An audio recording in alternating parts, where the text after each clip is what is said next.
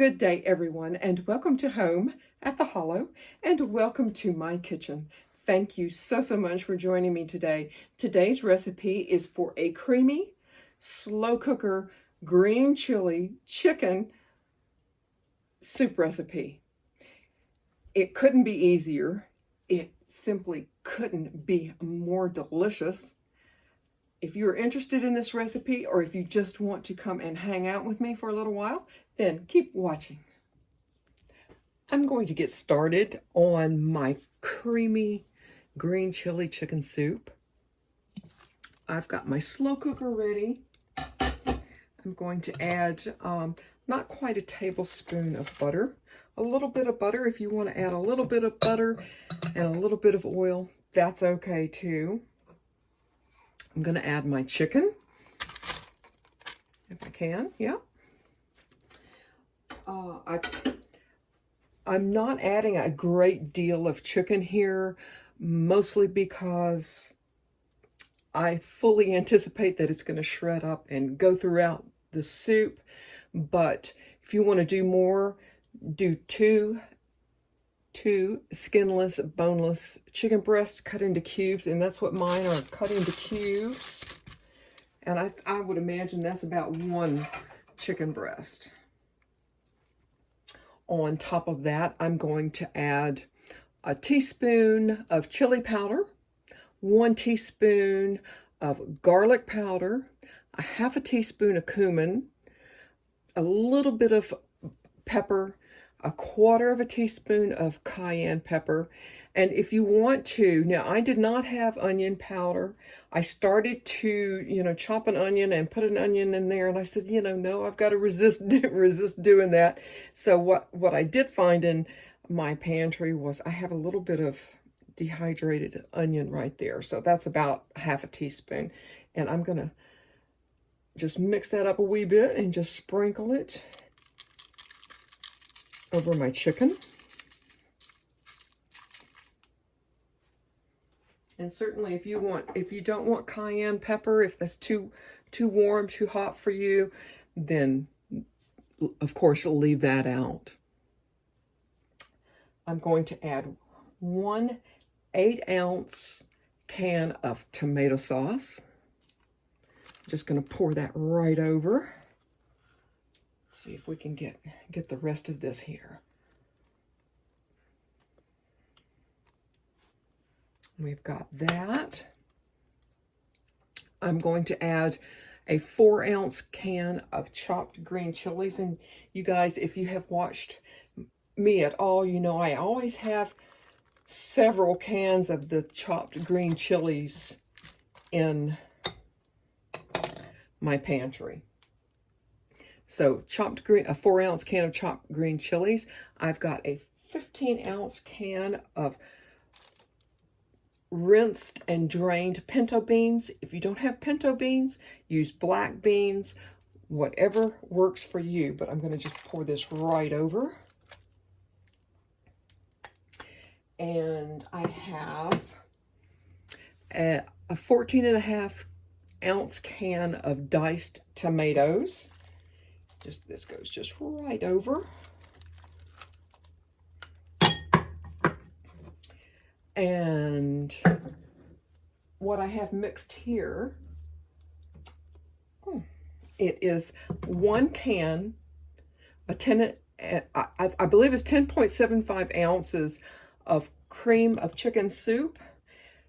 To that, I mixed 2 cups of chicken stock, chicken broth. I opted for the reduced sodium, and I'm going to just pour this right over. And if I could find my lid here, what I'm going to do is I'm going to turn this on high, and I'm going to allow this to cook on high for 1 hour. And once the hour is up, I'm going to come in, give it a stir, and cook it and turn it down to low for 5 more hours.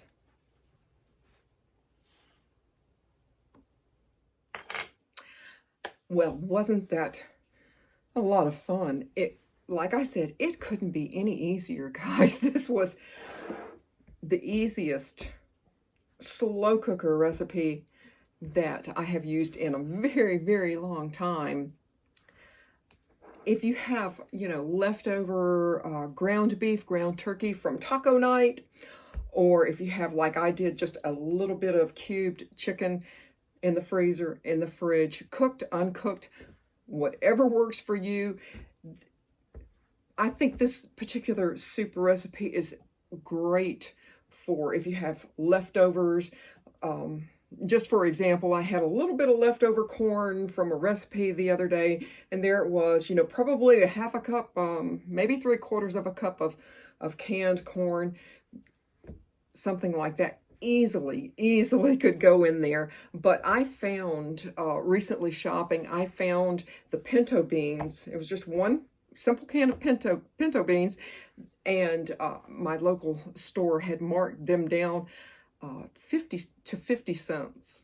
So for 50 cents for already cooked beans that you can put in a recipe, you just cannot beat that. But I'm thinking that you guys can see this. And, probably the title might be a little, not necessarily misleading, because I never want to mislead you guys, but creamy kind of says, oh, it's going to have cream, it's going to have milk.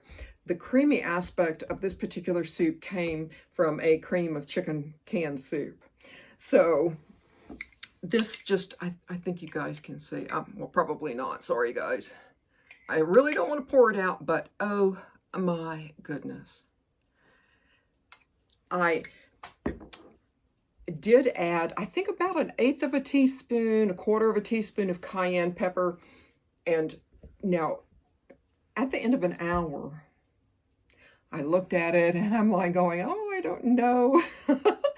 And I said, well, you know what? I'm just going to turn it down to low and let her rip. And as some of you guys know, I have incredibly busy days where I honestly do not have even a half an hour just to say, okay, I'm going to go and see what I can cook for dinner.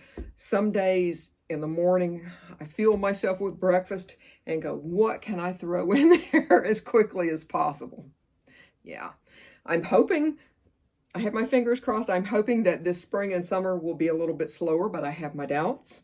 But like I said, I added the cayenne, and once it continued to cook, it looked better and better and better. And so at the end of 5 hours on low, so 6 hours in total, I looked at it and I said, you know what? It's not even near time for dinner. I'm just going to let it go on low. Just let her go. So probably I cooked it on low, probably about 6 or 7 hours. So 8 hours in total.